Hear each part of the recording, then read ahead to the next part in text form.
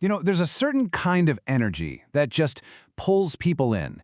It's calm, it's deep, super intriguing. I like to call it velvet magnetism. But here's the thing. That exact same pull can attract an amazing, healthy connection, or it can attract absolute chaos. So yeah, let's get into it. And that really brings us to the core question, doesn't it? How can the exact same spark lead down two totally different roads? One that ends in a stable, real connection, and the other in a toxic, obsessive spiral. And believe me, the answer is a lot more subtle than you might think.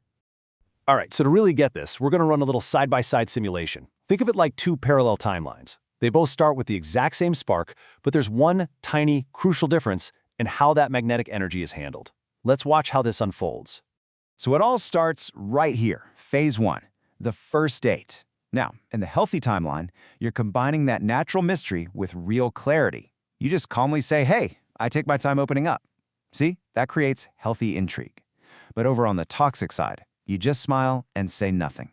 It still feels intriguing to them, for sure, but it also plants this tiny little seed of destabilization, of confusion. Okay, phase 2, attraction is building. And here, it's all about the pacing. On the healthy path, your rhythm is steady. You're not replying instantly, but you're not ghosting either. It feels grounded. But the toxic path, oh, that's just chaos. You're hot one day, cold the next. And that unpredictable back and forth, it literally kicks off a dopamine addiction loop in their brain. They start craving your attention like a drug. This isn't building connection, folks. It's building an addiction. And you know it's coming. Sooner or later, you get the, so, what do we talk? In the healthy timeline, your response is a clear, calm boundary. I'm just seeing where this goes. I don't rush it. And you know what? That's a perfect filter. The right people will respect it, and the wrong ones, well, they'll see themselves out. But the toxic response, it's all ambiguity. You say something like, I don't do labels, but then your actions are all over the place. That just fuels the confusion and creates dependency. And this is the end game. This shows you exactly where each path leads. The healthy one? It evolves into a secure, chosen love, a relationship where you can have both connection and your own space. The toxic one, though, it just spirals into these endless push-pull cycles. That attachment isn't love, it's an addiction, driven by their desperate need to figure out the chaos you've created. So, if we boil it all down, here's the core difference. Look, both paths start with that same mystery and warmth. But healthy magnetism pairs that with clarity, with boundaries, and a steady rhythm. And that leads to a genuine choice. Toxic magnetism, on the other hand, pairs it with confusion, withdrawal, and pure chaos. And that just creates dependency. Okay, so to make sure we avoid that toxic timeline, we really have to understand how it works.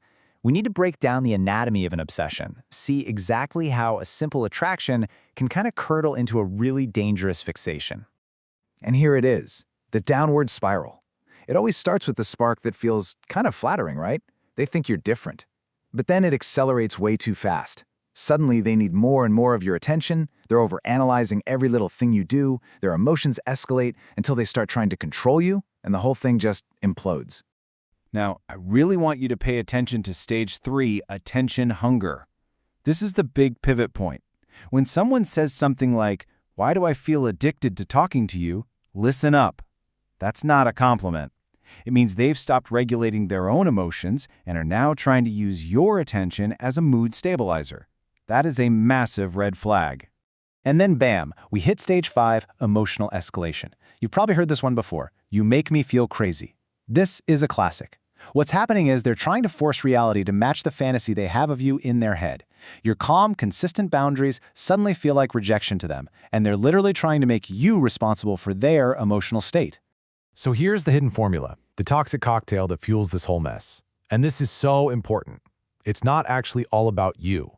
It's a combination of their high level of projection, your limited access, their own emotional instability, and their inability to self-regulate. You're not the cause. You're just the stream they're projecting their movie onto. Okay, so how do you protect yourself from all this? How do you protect your energy? Well, the answer isn't to stop being magnetic. It's about learning to control who gets close to that magnetism. So let's build a prevention system, shall we? Think of this as your 5-layer defense system. First, you've got early detection, spotting the signs. Then, access control, managing your time and energy. Next is the consistency test. After that, boundary enforcement for when they push. And finally, detachment practice, which is all about keeping yourself grounded through it all. All right, let's dive into Layer 1, early detection. This is all about pattern recognition in the first week or two. You're looking for red flags, things like them moving way too fast, saying I've never felt this before on day 2, or excessive texting, that feeling that they need constant access to you, or just this huge emotional intensity that has no foundation. It doesn't match how long you've known them. And here's the key. Stable people will see your pace and adjust to it. Unstable people will escalate. Okay, so now let's get into the practical stuff. What do you actually say when you need to enforce those boundaries? This is your power phrase playbook. I like to think of them as blades wrapped in silk. They're calm, they're clear, and they are absolutely non-negotiable. Let's start with a big one for just general boundaries. Access to me is built, not assumed. This is such a powerful frame. It's not aggressive, it's a simple statement of value. It communicates that your time, your energy, your deeper self, they aren't free samples. They have to be earned through consistent, respectful behavior. Okay, what about when they're pushing things way too fast? Here's your go-to. Intensity isn't the same as depth. This phrase is just perfect. It calmly deflates all that pressure by totally reframing the situation. It immediately shows them that you value a genuine, slowly built connection, not some flash-in-the-pan emotional high. And for that classic hot and cold behavior when they're being totally inconsistent, I'm not interested in confusion. That's it. It's a clean, direct shutdown for any mixed signals. It doesn't open up a debate, it just states your standard, clarity, and it puts all the responsibility right back on them to either show up consistently or, well, not at all.